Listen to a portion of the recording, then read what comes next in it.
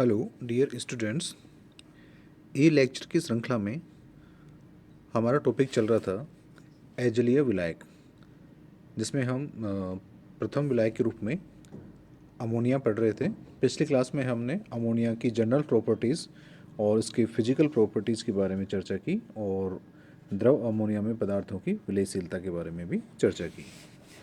आज की क्लास में हम कुछ रिएक्शंस के बारे में पढ़ेंगे जो द्रव अमोनिया में संपन्न कराई जा सकती हैं।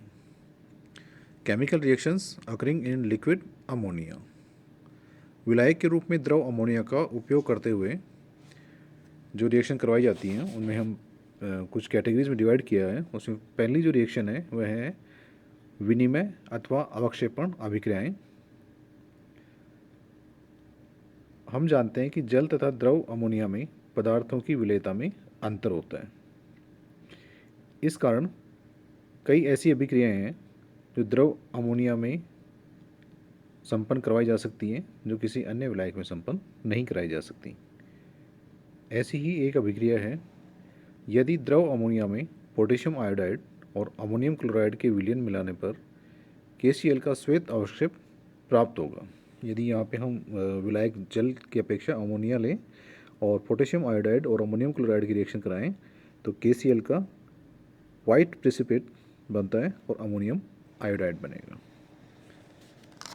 यही रिएक्शन अगर जल में कराते हैं तो KCl जल में विलय होता, उसका अवक्षेप नहीं बनता। दूसरी जो रिएक्शन है, द्रव अमोनिया में विभिन्न नाइट्रेटों के विलयनों में यदि अमोनियम ब्रोमाइड अथवा अमोनियम आयोडाइड को मिला दिया जाए तो धातुओं के ब्रोमाइड और आयोडाइड अवक्षेपित होते हैं। उदाहरण के लिए स्ट्रांसियम नाइट्रेट की रिएक्शन अगर अमोनियम ब्रोमाइड से करवाएं, अमोनिया इसमें लिक्विड सॉल्वेंट के रूप में काम में ले तो स्ट्रांसियम ब्रोमाइड का अवक्षेप बनेगा और अमोनियम नाइट्रेट बनेगा। इसी प्रकार जिंक नाइट्रेट की रिएक्शन अगर अमोनियम आयोडाइड से करवाएं अमोनिया सॉल्वेंट में तो जिंक आयोडाइड का अवक्षेप बनेगा और अमोनियम नाइट्रेट बनेगा। दूसरा उदाहरण लें हम, एक अन्य उदाहरण, द्रव अमोनिया में अगर सोडियम कार्बामेट का अवक्षेपण करवाना हो तो हम क्या करेंगे, अमोनियम कार्बामेट की रिएक्शन सोडियम नाइट्रेट से करवाएंगे और यहाँ पे सॉल्वेंट क्या रखेंगे, अमोनिया। तो सोडियम कार्बामेट का अवक्षेप प्राप्त हो जाएगा और अमोनियम नाइट्रेट बनेगा। अन्य एग्जाम्पल लें तो द्रव अमोनिया में अमोनियम सल्फाइड का विलयन magnesium, zinc, cadmium, manganese, cobalt, silver, lead, mercury, bismuth, copper, barium आदि धातुओं के नाइट्राइटों के विलयनों में से इन धातुओं के सल्फाइडों को अवक्षेपित कर देता है। रिएक्शन किस तरह से होंगी, अमोनियम सल्फाइड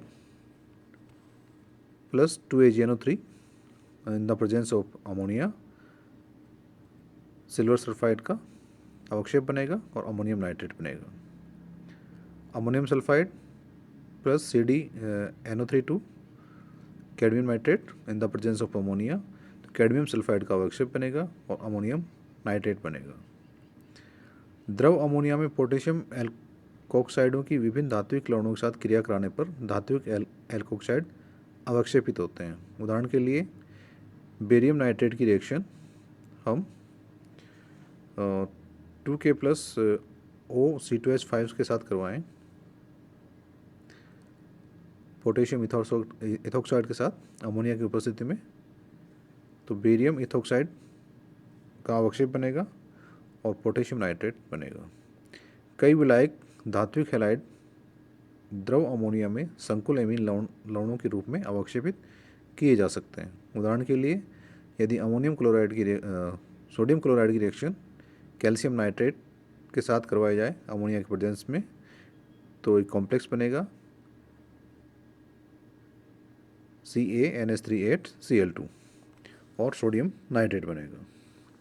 तो ये था अवक्षेपण अभिक्रियाएं अथवा विनिमय अभिक्रियाएं। दूसरे प्रकार की जो रिएक्शन अमोनियम करवाई जा सकती हैं वह है द्रव अमोनिया की प्रोटॉन ग्राही के रूप में अभिक्रियाएं। हम जानते हैं कि द्रव अमोनिया में दुर्बल अम्लों अथवा उदासीन यौगिकों से प्रोटॉन ग्रहण करने की तीव्र प्रवृत्ति होती है जल के अणु से यह प्रोटॉन ग्रहण करने की प्रबल क्षमता होने के कारण ही जल में अमोनिया अत्यधिक विलयशील होता है। यदि अमोनिया में जल मिला देंगे तो जल से ये प्रोटॉन ग्रहण कर लेगी और अमोनियम आयन और हाइड्रोक्साइड आयन बनेंगे। तो प्रोटॉन ग्रहण करने की प्रबल क्षमता के कारण ही द्रव अमोनिया में कई पदार्थ प्रबल अम्लीय व्यवहार दर्शाते हैं, जो जलीय माध्यम में उदासीन या दुर्बल क्षारीय अथवा दुर्बल अम्लीय व्यवहार प्रदर्शित करते हैं। उदाहरण के लिए एसिटिक अम्ल जलीय माध्यम में दुर्बल अम्लीय पदार्थ है, क्योंकि इसके अणु जलीय माध्यम में विलायक जल के धनायनों यानी हाइड्रोनियम आयनों की अत्यंत कम मात्रा को मुक्त करते हैं, जबकि द्रव अमोनिया की प्रोटॉन ग्रहण करने की प्रबल शक्ति के कारण एसिटिक अम्ल के अणुओं में इसमें विलायक धनायनों की या NH4+ आयनों की अत्यधिक मात्रा मुक्त होती है। अतः जलीय माध्यम में तो एसिटिक अम्ल दुर्बल अम्ल है, लेकिन द्रव अमोनिया में यह प्रबल अम्ल की भांति व्यवहार करता है। इसी प्रकार एसिटामाइड तथा यूरिया जलीय माध्यम में दुर्बल क्षारीय होते हैं, जबकि द्रव अमोनिया में इनका व्यवहार अम्लीय होता है। एसिटामाइड अमोनिया से रिएक्शन करके CH3CONH- बनाएगा और अमोनियम आयन रिलीज करेगा। इसी प्रकार यूरिया भी अमोनियम आयन देगा। सिल्वर एमाइड भी जलीय विलयन में दुर्बल क्षारीय होता है, लेकिन द्रव अमोनिया में इसका व्यवहार अम्लीय होता है। AgNH2+ NH3, ये AgNH2 - NH4+ बनाएगा। तीसरे प्रकार की जो रिएक्शंस हैं जो अमोनिया में करवाई जा सकती हैं वह हैं अमोनीकरण अभिक्रियाएं या अमोनिएट्स का बनना। इन अभिक्रियाओं में विलायक द्रव अमोनिया के अणु विलेय पदार्थ के अणुओं के साथ किसी भी प्रकार से रासायनिक बंध द्वारा जुड़ जाते हैं। इसमें द्रव अमोनिया के अणु इलेक्ट्रॉन दाता के रूप में कार्य करते हैं, जबकि विलेय पदार्थ के अणु में एक परमाणु ऐसा अवश्य होता है जो इलेक्ट्रॉन ग्राही के रूप में कार्य कर सकता है। इस प्रकार की अभिक्रियाओं के फलस्वरूप बने हुए उत्पादों को एमोनिएट कहा जाता है, जो वास्तव में द्रव अमोनिया तथा विलेय पदार्थों के योगोत्पाद एडक्ट्स के रूप में होते हैं। इनके कुछ प्रमुख उदाहरण हैं SO3 + 2NH3, तो इसका एमोनेट बनेगा SO3 2NH3, SiF4 + 2NH3 SiF4 2NH3, BF3 और NH3 का अमोनेट बनेगा BF3 NH3। अमोनिया जल की तुलना में उत्तम इलेक्ट्रॉन दाता है, अतः जलयोजित संकुल आयन यदि द्रव अमोनिया के संपर्क में आए तो जल के अणुओं का अमोनिया अणुओं द्वारा प्रतिस्थापन हो जाता है। रिएक्शन क्या होगी? CuH2O4 2+ +4NH3, तो क्या बनेगा CuNH3 4 2+ +4H2O। इसी प्रकार AgH2O2 + 2NH3, तो AgNH3 2+ 2H2O। चौथी प्रकार की जो रिएक्शन है जो द्रव अमोनिया में संपन्न कराई जा सकती हैं वह हैं एमोनी अपघटन अभिक्रियाएं। इन अभिक्रियाओं में विलेय पदार्थ या विलायक अमोनिया के साथ क्रिया करके विलायक धनायनों अमोनियम आयनों का विलायक ऋण आयनों NH2- की सांद्रता को बढ़ा देते हैं।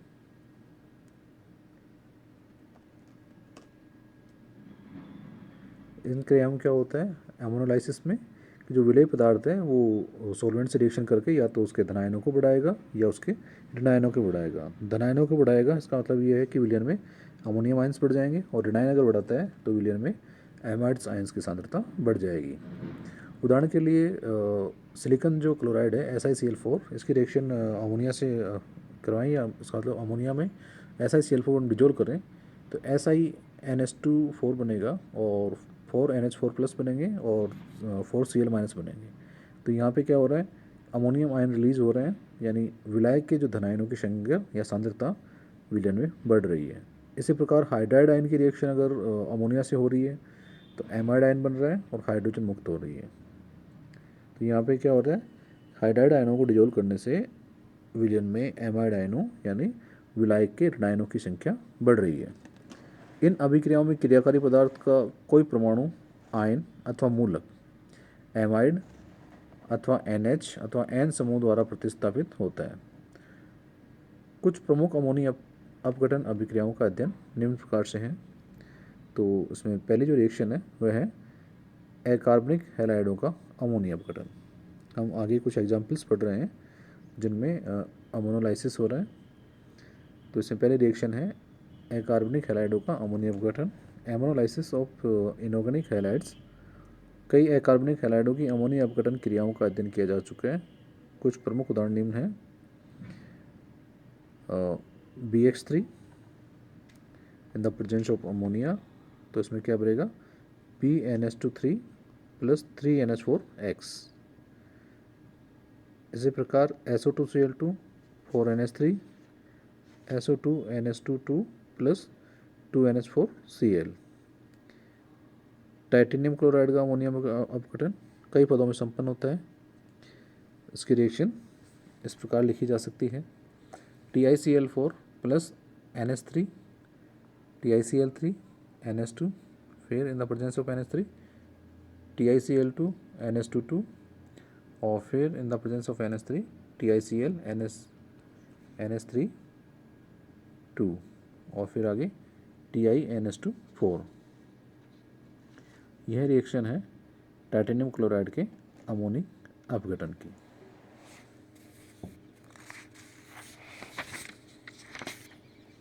इसके विपरीत मर्क्यूरस तथा स्टेनिक हैलाइडों के पूर्ण रूप से अमोनिया अपघटन नहीं होता है। अतः मर्क्यूरस क्लोराइड की रिएक्शन अगर अमोनियम डिजोल्व करें इसको तो मरकरी बनेगा, HgCl NH2 बनेगा और अमोनियम क्लोराइड बनेगा। इसी प्रकार स्टेनिक हैलाइड हो उनको डिजोल्व करें तो SnXNH2 3 बनेंगे और अमोनियम हैलाइड बनेगा। इसका मतलब ये है कि मर्क्यूरस तथा स्टेनिक हैलाइडों का पूर्ण रूप से अमोनिया अपघटन नहीं होता, जबकि TiCl4 का पूर्ण रूप से अमोनिया अपघटन हो जाता है। आज की क्लास में इतना ही, बाकी रिएक्शन अगली क्लास में पढ़ेंगे।